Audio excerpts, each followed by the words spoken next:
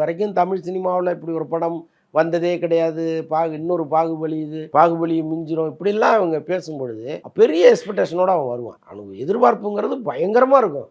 அதில் ஒரு 5% குறைஞ்சா கூட டென்ஷன் ஆயிடுவான். ஸோ அதுதான் இந்த படத்தில் நடந்திருக்கு. இவங்களும் கொஞ்சம் குறைவாக பேசணும். நான் பார்த்த வரைக்குங்க, நான் இத்தனை வருஷத்தில் நல்ல படம் எடுக்கிற இயக்குனர்கள் இருக்காங்கல்ல, பேசவே மாட்டாங்க. நான் பல பேரை உதாரணம் காட்டுறேன்.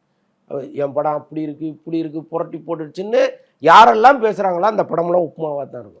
லிஸ்ட்டே கொடுக்க முடியும் என்னால். அவங்க ஆடியோ லான்ச்சில் பேசுனது படம் வந்த பிறகு நீங்கள் பாருங்கள், உப்புமா படமாக 5 அணைக்கு அப்படி தான் சார் நிறைய படங்கள். ஆனால் பேசாத இயக்குனர்கள் இங்கே இருக்காங்க.